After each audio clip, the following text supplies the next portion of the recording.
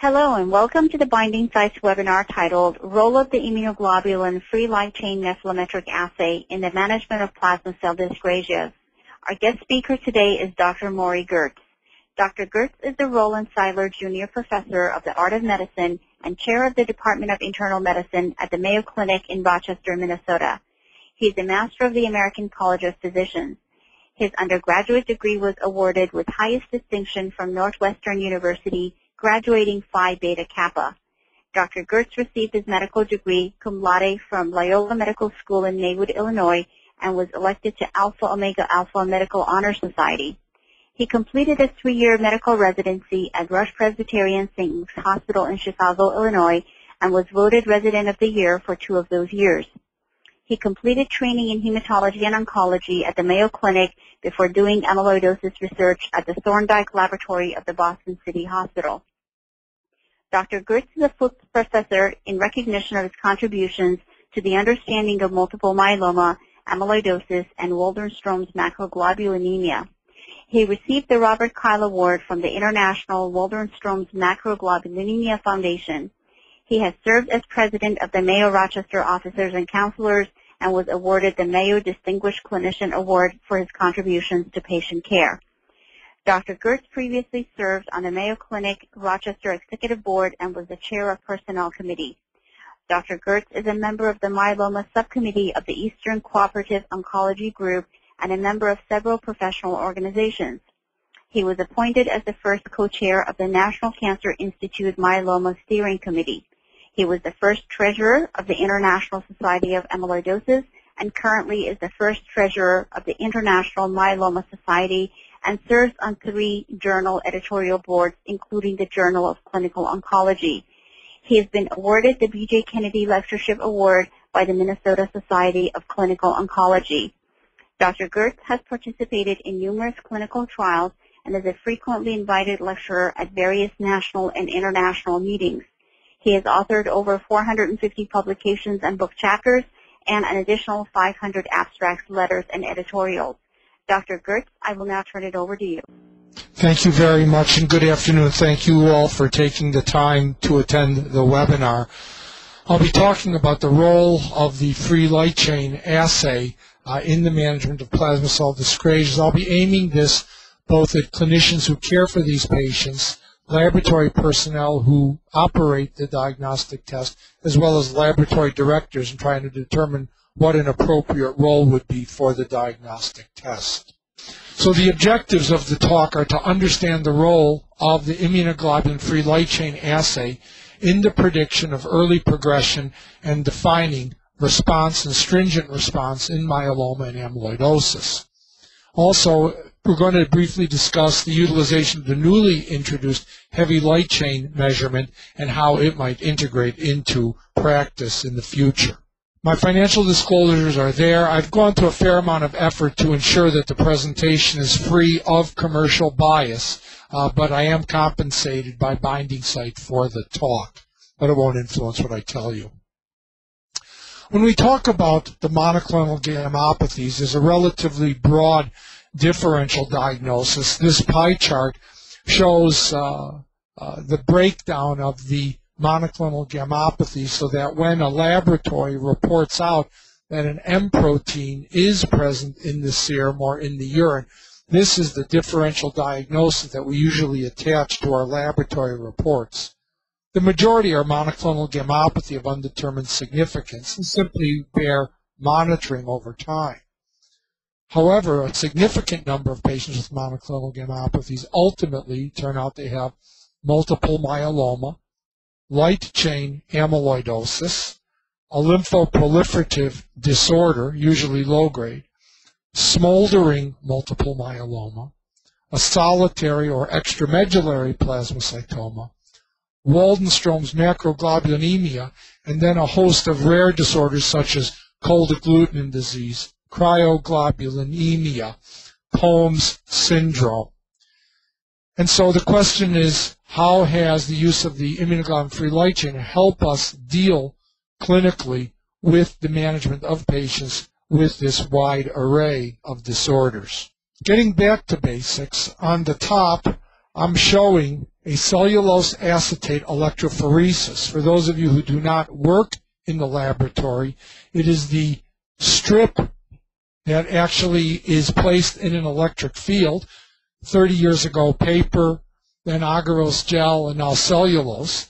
And it shows the dense albumin band, the alpha-1 globulin, the alpha-2 globulin, and the beta globulin. And in this instance, I'm showing a clear, discrete band in the gamma region that defines a monoclonal protein.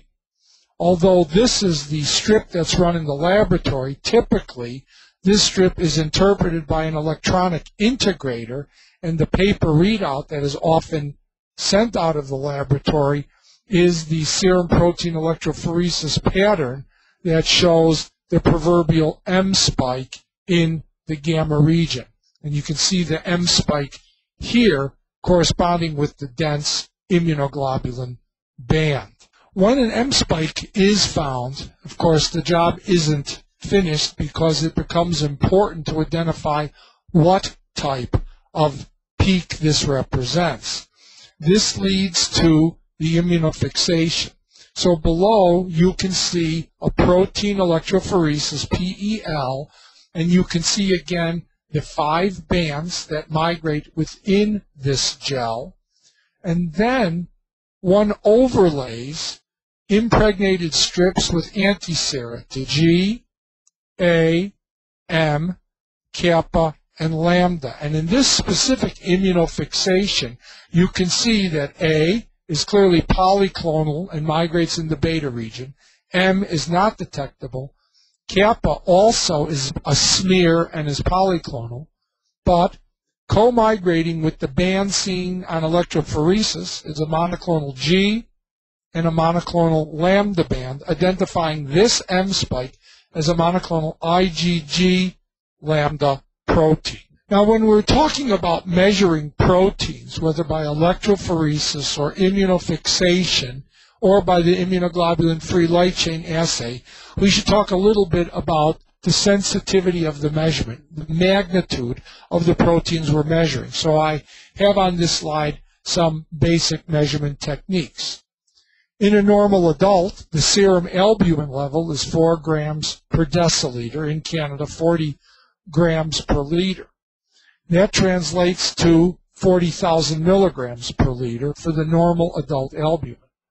When we measure the IgG level as a quantitative immunoglobulin by nephelometry, the normal adult male or female would be 1,500 milligrams per deciliter. The IgG level, therefore, is 15,000 milligrams per liter. Likewise, IgM, found in much smaller concentrations, measured nephelometrically, is 50 milligrams per deciliter, or 500 milligrams per liter. The free light chain assay that we're going to be talking about has a normal range that is approximately 1.5 milligrams per deciliter. That translates to 15 milligrams per liter. So I think we'll stop there for a moment, and you can see that the free light chain measurement is measuring at levels 1/1000th the level of normal IgG. Now, when we talk about the serum protein electrophoresis, which is a really semi-quantitative, qualitative test, the ability to detect the monoclonal band is often in the eye of the experienced laboratory pathologist. The threshold is about 0.3 of a gram per deciliter, with a normal gamma globulin level of about 1 to 2 grams per deciliter. Therefore, in milligrams per liter, the smallest M spike that can be detected on the serum protein electrophoresis is 3,000 milligrams per liter. And so again, we're talking about a 200-fold difference in sensitivity between the SPEP and what the free light chain measures. Finally, if you talk about immunofixation is about 10 times more sensitive than the serum protein electrophoresis is in detecting monoclonal proteins. So there are many patients who will have a normal serum protein electrophoresis but can have a positive serum immunofixation with myeloma or with light chain amyloidosis. So with immunofixation, we can detect down to 300 milligrams per liter, or about 1/20th the sensitivity of the free light chain assay. Here's a little cartoon that shows an intact immunoglobulin molecule. Two heavy chains bound by disulfide bridges to two light chains. The constant region of the heavy chain is shown in this slide in red and comes, of course, in 5 flavors: M, G, A, D, or E, mu, gamma, alpha, delta, epsilon. Of course, for clinical practice, it's really M, G, and A. It takes a long, long time to see a patient with IgD, myeloma, or amyloid, and seeing an IgE would be once in a career. The light chains, of course, are kappa or lambda. And when we measure using intact antisera for quantifying IgG, we're really quantifying the constant region of the heavy chain shown in red. And when we measure light chains in serum by traditional nephelometric test, we are measuring the light chains bound to the intact immunoglobulin molecule, shown in this case in blue as the variable portion of the light chain. That's what goes on in the serum. The urine's a little different, and it's worth discussing a little bit about what actually shows up in the urine. And for that, I'd like to talk a little bit about the molecular weight and the porosity of the renal glomerulus.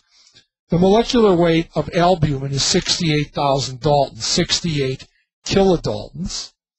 Immunoglobulin molecules are much larger than albumin. IgG is 150 kilodaltons, a molecular weight of 150,000. If we look at the immunoglobulin light chain monomer, it's 25 kilodaltons, but truly, in patients with myeloma and amyloid, the light chain monomer is not typically what's circulating. Usually, it's a light chain dimer, which is what the Bence-Jones protein is the light chain dimer. That has a molecular weight of 50,000 or 50 kilodaltons. Hemoglobin, on the bottom line, has a molecular weight of 17 kilodaltons. The hemoglobin tetramer, 64 kilodaltons. The threshold of the renal glomerulus is 67 kilodaltons. So if something has a molecular weight above 67, it shouldn't show up in the urine if the kidney's healthy. If it's below 67, however, it will spill into the urine normally. So you can see albumin just barely exceeds the glomerular threshold, so it's never normal for albumin to appear in the urine. However, it doesn't take much damage to the glomerular filter for albumin to show up into the urine because they're very close.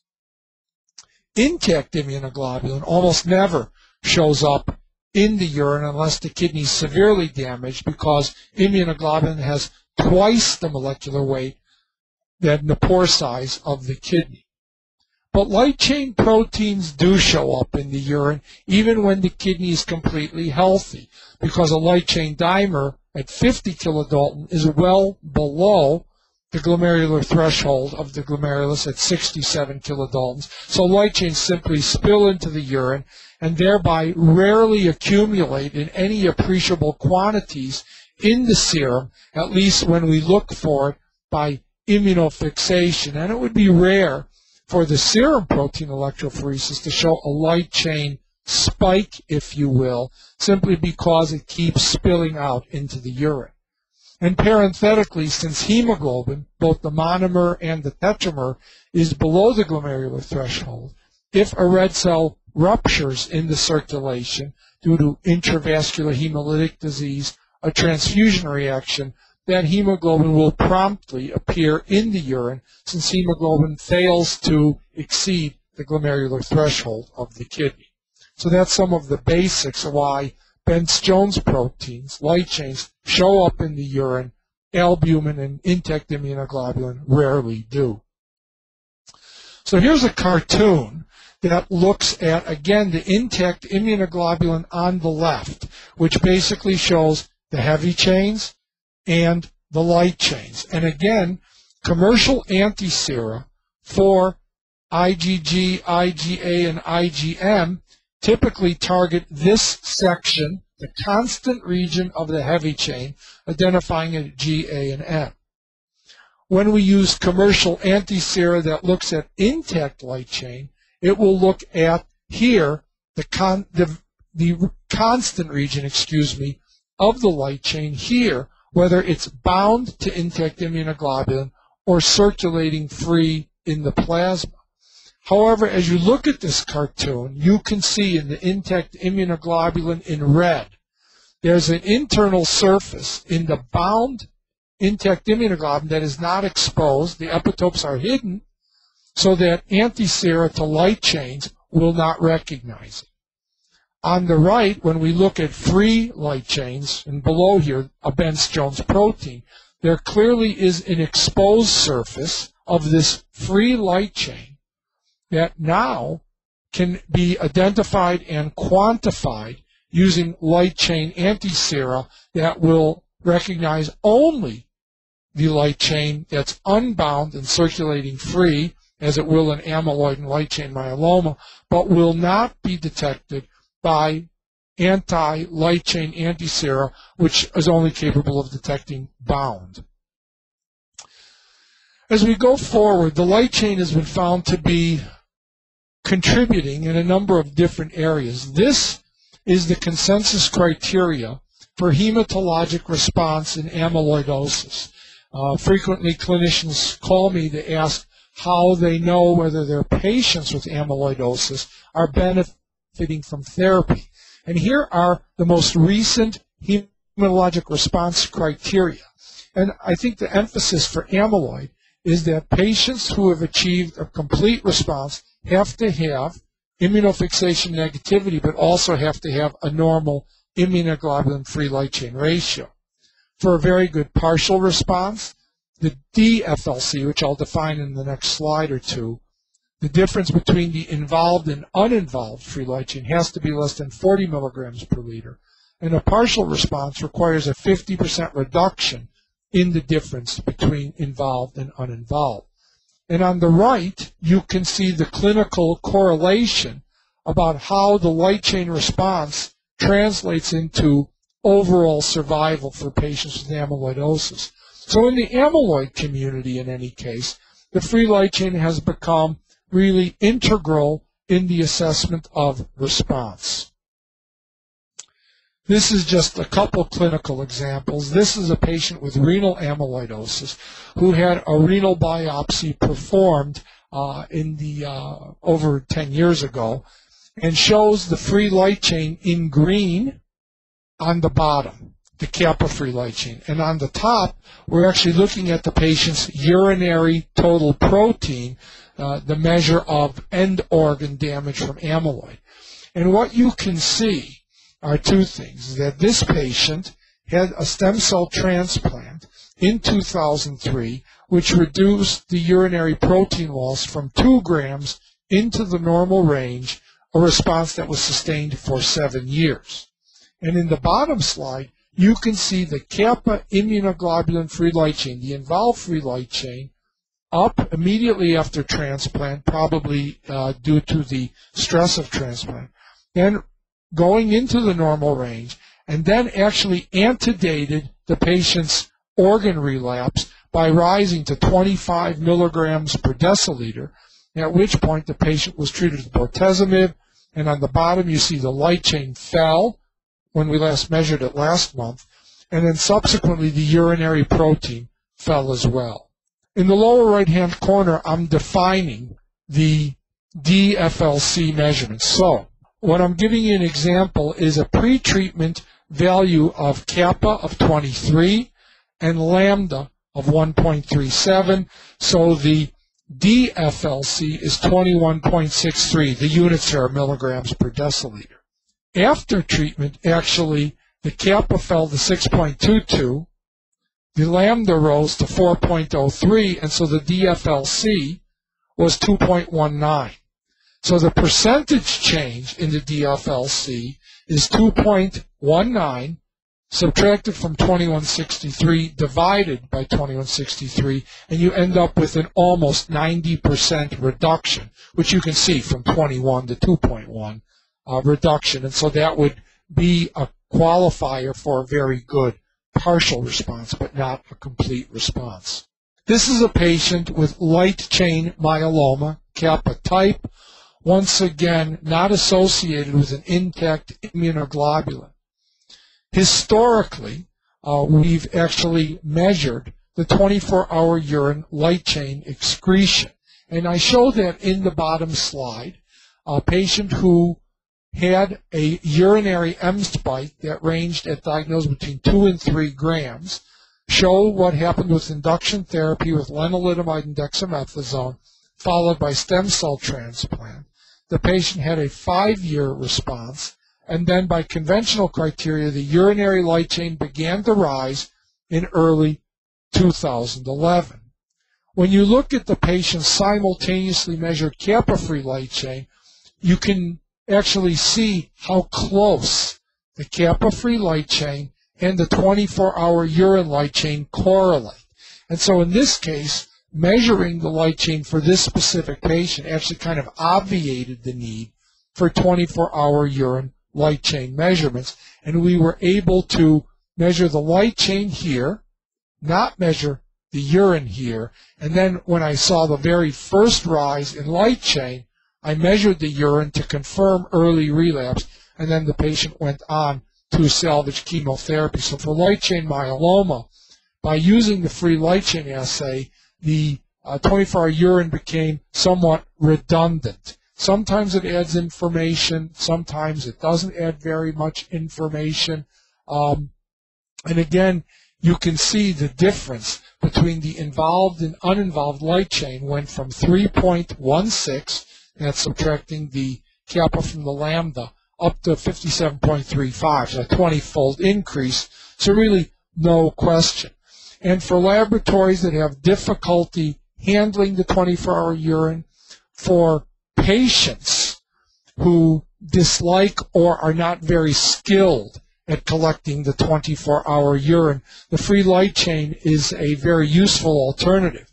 In the Mayo Clinic practice, where people come from a distance, 10 years ago, patients would collect their 24-hour urines in the privacy of their home and then bring it with them to their appointment so we could process it and have a prompt result. But the TSA is not very happy about people bringing 4-liter jars of urine as carry-on, and so that's no longer a viable option for our practice, and we use the free light chain instead for that practice. The free light chain is not only useful in terms of assessing amyloidosis prognosis and monitoring patients with multiple myeloma, we've also found it useful at the diagnosis of monoclonal gammopathy of undetermined significance in predicting the risk of developing multiple myeloma. For many years, we quoted patients with monoclonal gammopathy of undetermined significance, which is 3 to 5% of the adult population, that the risk of progression to multiple myeloma is approximately 1% per year. However, we find that we can refine that predicting by looking at 3 key factors. 1, the size of the M protein, which of course you get with the SPEP, whether it's greater than or less than 1.5 grams per deciliter. Whether the patient's monoclonal protein is G or AM or light chain, in which case AM and light chain tend to have a more ominous progression over time. And finally, whether the free light chain ratio is abnormal. So as part of our evaluation of monoclonal gammopathy, we don't obtain a bone marrow. We don't normally do imaging studies of the skeleton in patients who have no symptoms. We get a protein electrophoresis, a serum immunofixation, and a free light chain. If the patient has a normal free light chain, a small M spike or gram, and it's IgG, their risk of developing myeloma at 20 years is only 5%. Those patients really need to be monitored only once every couple years. The other extreme is that if you have an A or an M or a light chain, or a spike greater than a gram and a half and an abnormal free light chain, by 20 years there's a 60% chance you're going to develop myeloma or amyloid, and you need to be followed much more often than annually with intermediate gradations in between. So we find the light chain ratio has been incorporated into our practice at the initial assessment of a patient with an MGUS, specifically to determine their risk of transformation over time. The free light chain in our hands has eliminated the need for urine protein electrophoresis except in very specific instances. So, if you're simply evaluating a patient with an incidentally detected monoclonal protein, we find that when you combine immunofixation of the urine, immunofixation of the serum, and the free light chain ratio, that's the gold standard. You pick up 100%. If you drop the urine immunofixation and just look at the serum immunofixation and the free light chain, we pick up 99.5%. So we would actually be doing 200 urines to pick up one patient that was missed by free light chain or immunofixation. So in the initial evaluation of a patient with a monoclonal gammopathy of undetermined significance, not doing the urine immunofixation loses very little sensitivity in detection. This is a slide that shows the prior table that shows the risk of progression of monoclonal gammopathy and smoldering multiple myeloma. Again, on average, the MGUS patient is 21% at 20 years, so 1% per year. But smoldering multiple myeloma, which I'll be covering next, has a much higher risk. In the first 3 years, the risk is almost 15% per year. And then, in the next 12 years, the risk is approximately 3% per year. And then at 15 years, the line levels off and is 1% per year, just like MGUS is. And I wanted to talk a little bit about predicting evolution to multiple myeloma from smoldering multiple myeloma. So here's the risk stratification model for smoldering multiple myeloma. Here the factors are a little bit different than in MUGUS. In MUGUS it was G versus non-G, 1.5 grams greater or less, and free light chain, abnormal or normal. Here the three adverse factors were a bone marrow that showed greater than 10% plasma cells, an M protein greater than 3 grams per deciliter, and a free light chain ratio not abnormal, but greater than 8 for kappa, or less than 0.125 for the reciprocal, which would be lambda, smoldering multiple myeloma.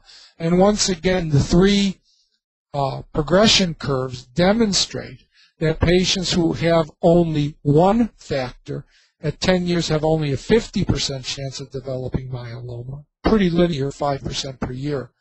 But patients who have all three factors, including the free light chain, have a 50% chance of developing myeloma within 2 years, 3/4 of the patients by 5 years, and then it levels off. So again, for smoldering multiple myeloma, we find it useful in counseling patients in prognosis, the frequency of follow-up, and what their expectations should be.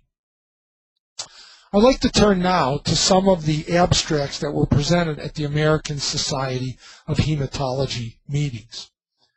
One that actually came from the Mayo Clinic group looked at patients who underwent stem cell transplantation from 1995 to 2010 and had a baseline urinary loss of greater than 1 gram per day, which defines renal amyloidosis.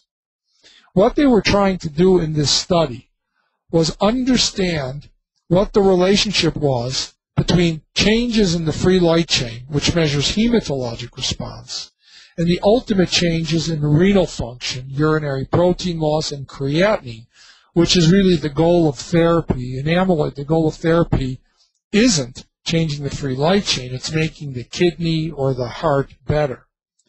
And what they found in this study of 152 patients, that there was a strong correlation between a 50% reduction in proteinuria and a 50% reduction in the serum-free light chain. So, and a multivariate analysis showed that the serum free light chain reduction of greater than 50% correlated well with a subsequent 50% reduction in urinary protein. In addition, patients who had a 50% reduction in urinary protein had an improved survival. So it turned out that the free light chain was kind of an early warning signal. It predicted for subsequent organ response. And so frequently I'll get calls from clinicians about patients whose urinary protein has not improved 6 to 12 months after intervention. And the real question is, what is the light chain doing? Because the light chain is dropping. I think the thing to do is be patient. And if you had a 75% reduction in your free light chain, you were much more likely to achieve a 50% reduction in urinary protein loss, which translates into improved survival of the kidney. Another abstract that I wanted to talk about was presented by the group from Greece, looking at bone marrow infiltration and abnormal free light chain ratio to identify smoldering myeloma patients at high risk of progression.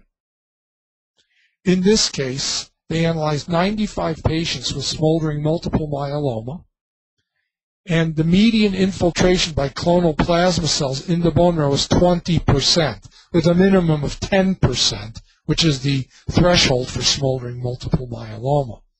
10% of patients had greater than 60% bone marrow plasma cells. These patients were followed for a median of 27 months, and the free light chain ratio was measured in all of them. And progression to symptomatic myeloma, which was defined by the development of anemia, lytic bone disease, pathologic fracture, hypercalcemia, or plasmacytoma, was considered progression to active myeloma. What they found was that the 3-year probability of progression to myeloma was about 20%. But there were two groups who had a much higher risk: those who had bone marrow infiltration greater than 60% and a highly abnormal free light chain ratio, if kappa greater than 8, if lambda less than 0.125, who had a much greater risk of progression within the first 2 years. Those patients, who was felt by these authors, should be referred for consideration of early intervention or participation in clinical trials of symptomatic disease. This is an abstract that comes also from Mayo Clinic, and it looked again, like the Greek group, at the serum free light chain's ability to distinguish smoldering multiple myeloma from active multiple myeloma. This retrospective analysis was on 586 patients with smoldering myeloma seen at Mayo over 40 years. The free light chain assay was calculated using the standard, and the curves that you're looking at were created to assess the ability of the ratio to discriminate patients who progressed to myeloma within the first 2 years. During the study period, 54% of patients progressed to active multiple myeloma. And on an ROC analysis, the best cut point was felt to be 100 in terms of the free light chain. That corresponded to a likelihood ratio of 34 in predicting.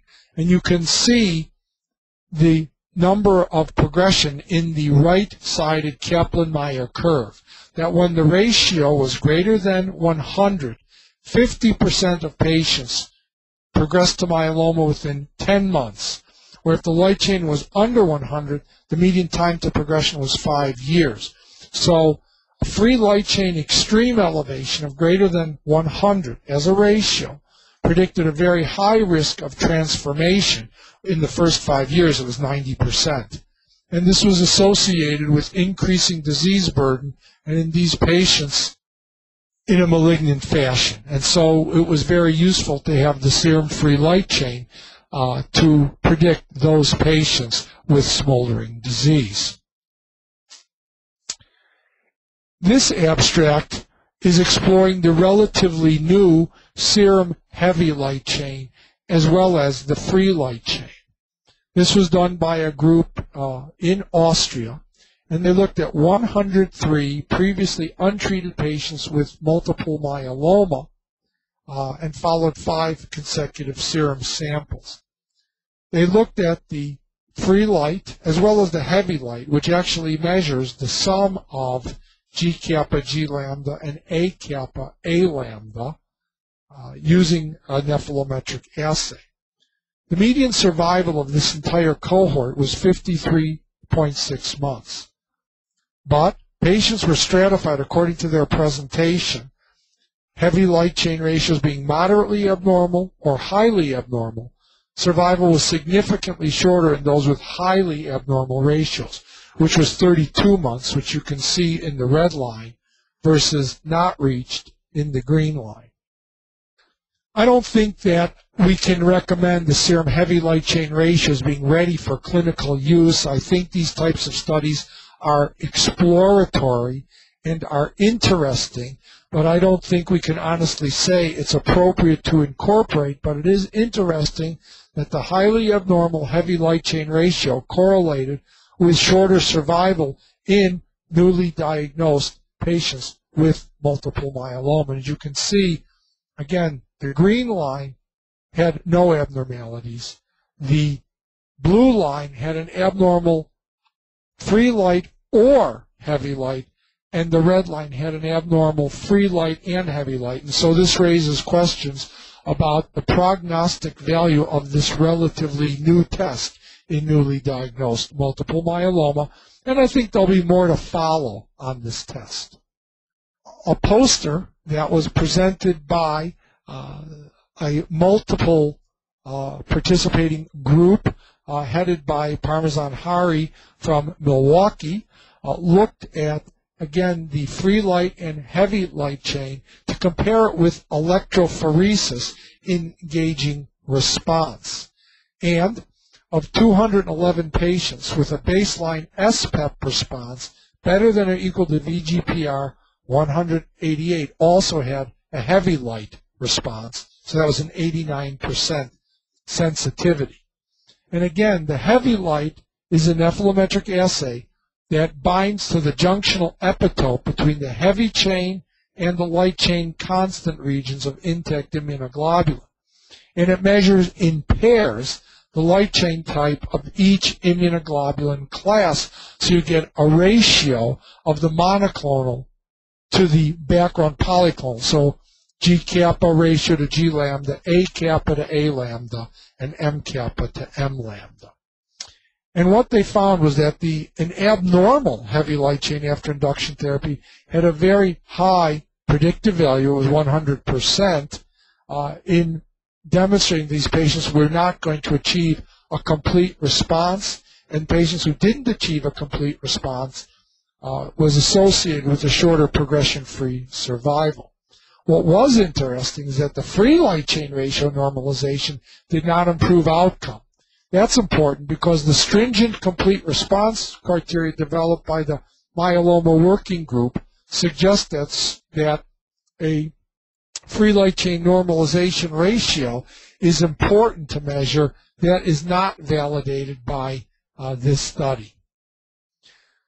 So, stepping away from the abstracts for a few minutes, this is just a little graph developed by Jerry Katzman from the Division of Laboratory Medicine here at Mayo. And it really kind of indicates when you should get an SPEP, when you need a serum-free light chain, but most importantly, it indicates when you need a urine. And we believe that a urine immunofixation is absolutely required when amyloidosis or light chain deposition disease is under suspicion.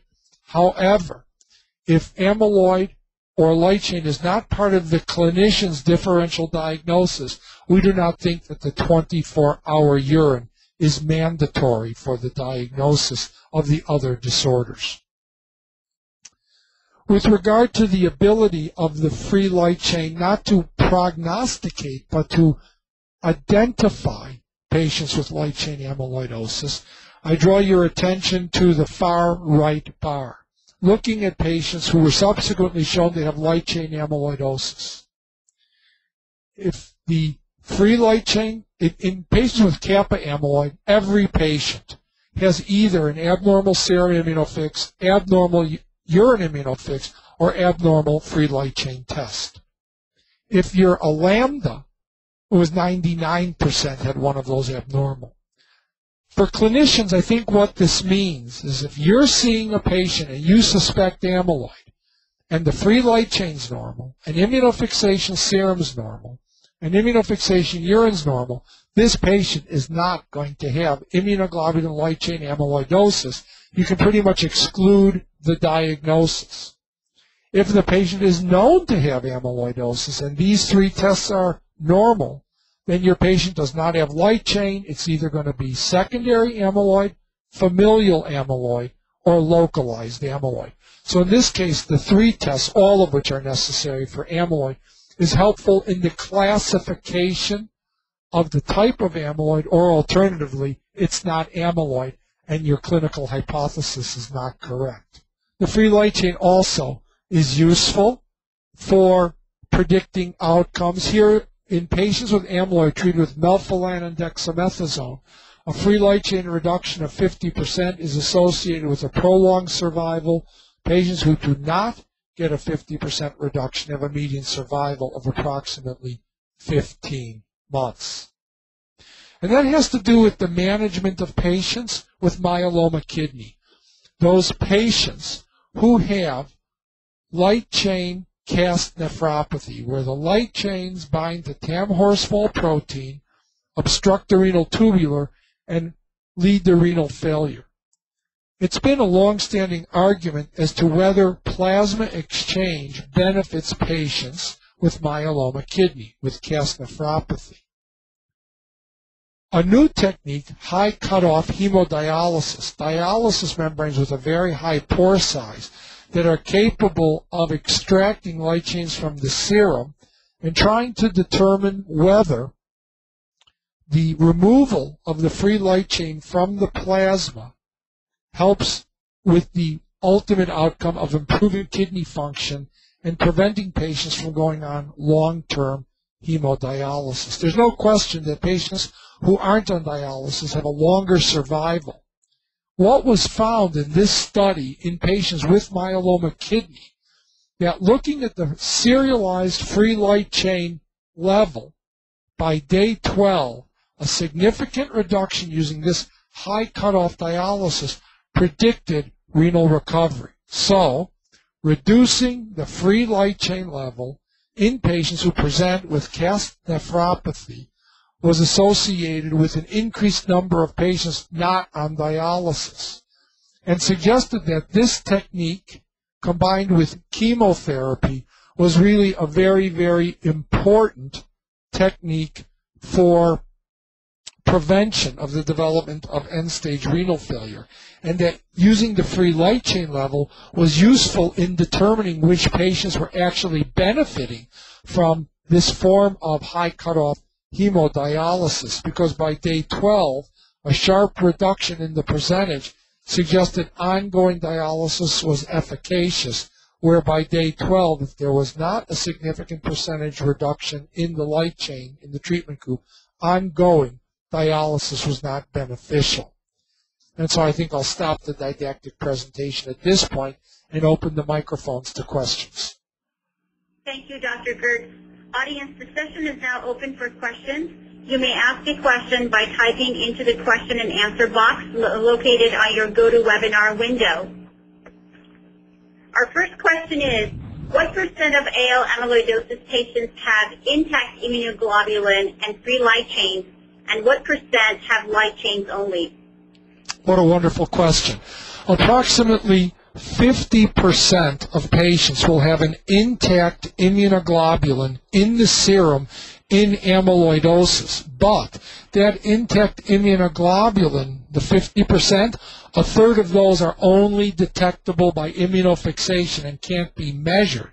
So now we're getting down to a third that actually have a measurable monoclonal protein of 0.5 gram.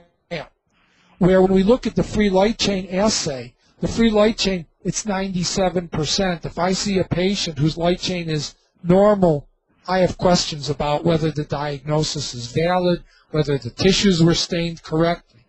In addition, we've looked at outcomes in patients who have both a free light chain and an intact immunoglobulin, looking at changes of both and how that predicts outcome, it turns out that changes in the intact immunoglobulin, which is the way we used to measure response, weren't very helpful in understanding the eventual outcomes. And so even if the intact immunoglobulin doesn't change and the light chain does, those patients are responding to treatment, and in a way is somewhat sensible since the deposits in the tissue are almost never intact immunoglobulin. They're always light chain, or more commonly, fragments of the light chain. What tests are recommended for screening patients with peripheral neuropathy? In patients who have peripheral neuropathy, it has been our habit to screen only with the serum electrophoresis and the serum immunofixation. That's good enough to pick up virtually all patients. We do not know if we found a light chain abnormality. We do not know whether that is actually associated, other than amyloid, with the development of peripheral neuropathy. You need the immunofixation, since if the patient has an IgM, it's far more likely that it is implicated. But in my opinion, those patients always have small monoclonal proteins. They rarely have a positive urine. And so for looking for a patient with just neuropathy, I stick with just the SPEP and the immunofix. I do not believe that there's adequate information on light chain to recommend its use. Can we extrapolate results of the light chain analysis done at Mayo with results obtained in the community? Well, that's also a very good question. And what I'll say is this, is that the test doesn't require a lot of expertise because it's a nephelometric test, shining a light through a cuvette with a stirring bar with the appropriate dilution of the patient's serum using the commercial anti-sera. Nephelometry is the way in which your laboratory measures IgG, IgA, IgM.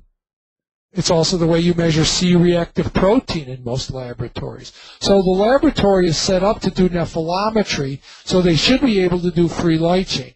Now, whether the frequency and the volumes that you do make it worth going through the daily quality control and reestablishing your norms is worth your while as opposed to mailing it out, that's a separate question. It is driven by volumes. But the technology required is minimal, and the coefficient of variation of the test is actually 2 to 3%. It's actually more reproducible than quantitative IgG, IgA, or IgM, and it's more reproducible than the M-spike by SPEP.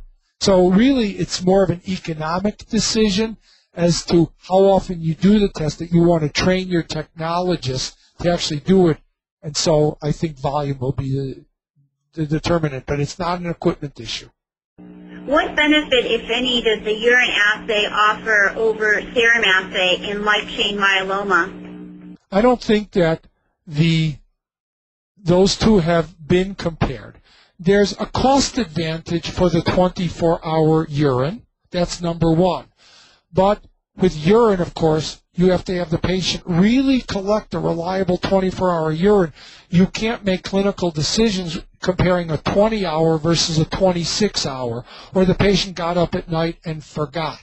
In addition, in the laboratory, most of the urine samples have to be concentrated down before they're assayed, so there's a technical component to it. In addition, I've seen some patients where the rise in the serum-free light chain preceded the development of light chains in the urine. It seems to come up a little bit faster so that you can get an early warning signal of relapse. And on occasion, the patient with light chain myeloma, and I've seen this a few times, doesn't have monomers or dimers, but actually has light chain tetramers in the serum.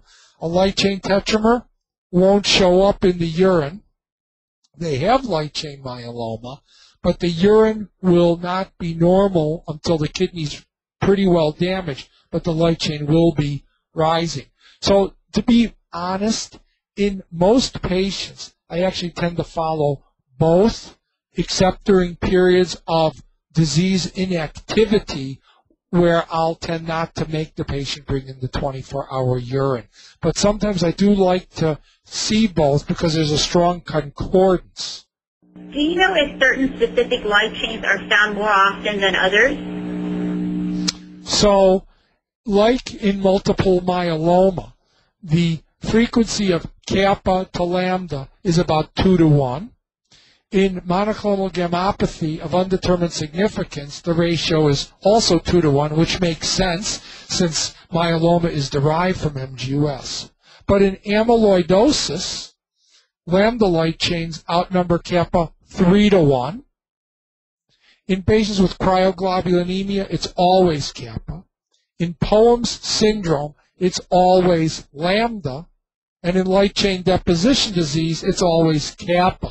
So in fact, I find knowing the kappa or lambda, whether by immunofixation of serum or free light chain, helps me with the differential diagnosis. And frequently, when I have oncologists call with a patient who has a kidney problem or a neuropathy problem, and they tell me that the patient has an IgG protein, and I say, is it kappa or lambda? They never know because I think in their busy practices, and as rare as these things are, they fail to recognize that kappa or lambda is actually helpful in deciding what's the more likely diagnosis. For IgM or mixed IgG-IgM monoclonal spike, how often is it indicative of CLL, SLL, or lymphoplasmacytic lymphoma versus IgM myeloma? It's easier to answer the second part first. IgM myeloma truly exists as a clinical entity. But the way in which you figure it out is your pathologist, because IgM myeloma, the cells in the bone marrow are morphologically plasma cells, not lymphocytes. They tend to express CD138 strongly, and CD20 is relatively weak. And clinically, the course is the same: lytic bone lesions, compression fractures, and anemia. However, IgM myeloma is 1% of myeloma. So if there's 20,000 patients a year in the United States with myeloma, then there'll be 200 per year of IgM myeloma. So that means as a medical oncologist, maybe you'll see it once in a career. It's very unusual. The majority of the IgMs are associated with small lymphocytes or lymphoplasmacytic cells. And again, one has to rely on flow and the pathologist's morphologic interpretation. CD20 will be strongly expressed. In CLL, CD5 tends to be strongly expressed. In Waldenstrom's macroglobulinemia, it's kind of plus minus in terms of its intensity. And then you have to integrate it into the clinical picture. CLL usually isn't much of a problem because there's a circulating clonal population of lymphocytes that are easily detected by the Coulter 5-part differential or by flow, circulating clonal cells. Patients with Waldenstrom's tend to have significant infiltration of the bone marrow with the lymphoplasmacytic cells, and again, flow and immunohistochemistry are immensely helpful in distinguishing those two.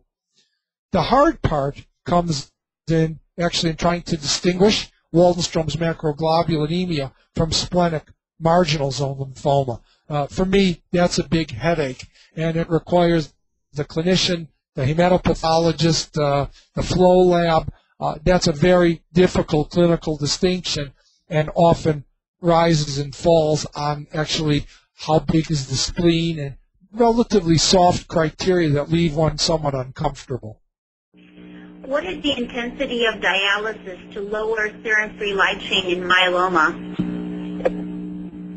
So, again, using conventional hemodialysis, it won't lower the light chain because the membrane that's used, the typical Gambro membrane, will not clear light chains from the blood. That's why plasma exchange has been used, although it is an unproven technique. In the study that was done with the dialysis, basically the dialysis was occurring again every other day using what's called an HCO, high cutoff 1100 dialyzer. And in fact, the average patient received 13 sessions, ranging from 3 sessions to a maximum of 35 sessions. And so that is, and again, this membrane is not commercially available in the United States, and so it's of interest, but we're not there yet. I should just emphasize for the clinicians in the audience that a myeloma patient comes in with renal failure. That doesn't prove that they have cast nephropathy. A third of the patients we biopsy with renal insufficiency and myeloma, it's not cast nephropathy. They have amyloid we didn't expect. They were at an outside hospital, had flank pain or back pain. Someone did a CT chest with contrast, and they have contrast nephropathy. They have bone pain. They've been taking 800 milligrams of ibuprofen 4 times a day, and they have acute tubular necrosis from nonsteroidals. So I want to emphasize, before you commit someone to plasma exchange and dialysis, it's probably a good idea to get a kidney biopsy to be sure that the renal insufficiency is due to myeloma, not contrast, not amyloid, not nonsteroidals. Thank you, Dr. Gertz. Thank you, audience. We are out of time. If you have any questions regarding anything you learned on this webcast or would like to request additional information, please feel free to contact the Binding Site by email at info@thebindingsite.com. You can also find more information on our website at www.thebindingsite.com. Dr. Gertz, thank you very much for this informative and educational webinar. Thank you, everyone, for listening.